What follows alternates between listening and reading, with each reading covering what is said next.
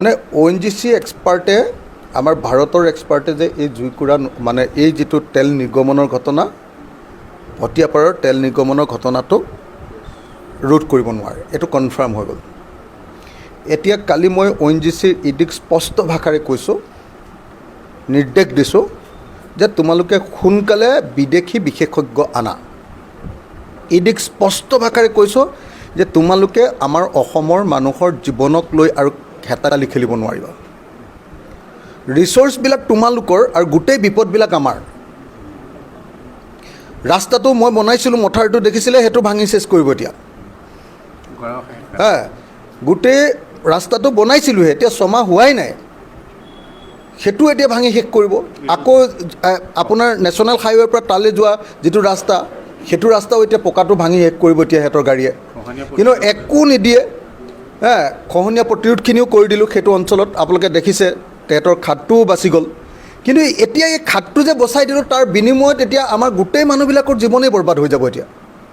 সেইকাৰণে মই কালি অসমৰ মুখ্যমন্ত্ৰীক আকৌ এবাৰ কৈছিলোঁ, ফোন কৰি কৈছোঁ, তেখেতে ফোন কৰিছিলে মোলৈ। মই তেখেতক স্পষ্ট ভাষাৰে কৈছোঁ যে অতি সোনকালে বিদেশী বিশেষজ্ঞ অনাৰ ব্যৱস্থা কৰিব লাগে। তেখেতে কৈছিলে যে চেয়াৰমেনৰ লগত কালি মিটিং হ'ব সন্ধিয়া, আবেলি মোৰ লগত কথা হৈছিলে। মই কৈছোঁ যে বিদেশী বিশেষজ্ঞ নানিলে ONGCৰ এক্সপাৰ্টে নোৱাৰে আৰু মানুহ এনেকৈ জীৱনক হেতালি খেলি আমি এনেকৈ এৰি দিব নোৱাৰোঁ। আজি 8 দিন হ'ল, 8 দিন ধৰি কেৱল মানুহৰ টেনশ্যন, কোনেও শুব পৰা নাই। কোনোবাজন চেঞ্চলেছ হৈ গৈছে, কোনোবাজনৰ হাৰ্ট উইক হৈছে, কোনোবাজনৰ অৱস্থা বেয়া। আৰে এনেকৈ কেনেকৈ থাকিবলৈ দিম? আমি ষ্টেট গভৰ্ণমেণ্টৰ পৰা 25,000 টকাকৈ দিছোঁ, ONGCয়েতো 1 টকাও দিয়া নাই এতিয়ালৈকে।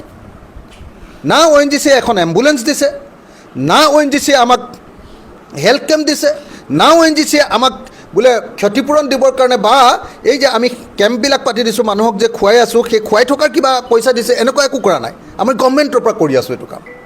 গতিকে ONGCক কালি মই ইডিক নিজে ফোন কৰি প্ৰায় আধা ঘণ্টা 45 মিনিট কথা পাতি স্পষ্টকৈ কৈছোঁ যে অতি সোনকালে বিদেশী বিশেষজ্ঞ আনিব লাগে। তেখেতে কৈছে যে কালিৰ দিনটোতে তেওঁলোকে লিখিব আৰু পাছপৰ্ট আৰু ভিছাৰ কাৰণে ভাৰত চৰকাৰৰ অনুমতি ল'ব আৰু 3 দিনমানৰ ভিতৰত বিদেশী এক্সপাৰ্ট আনিম বুলি কৈছে।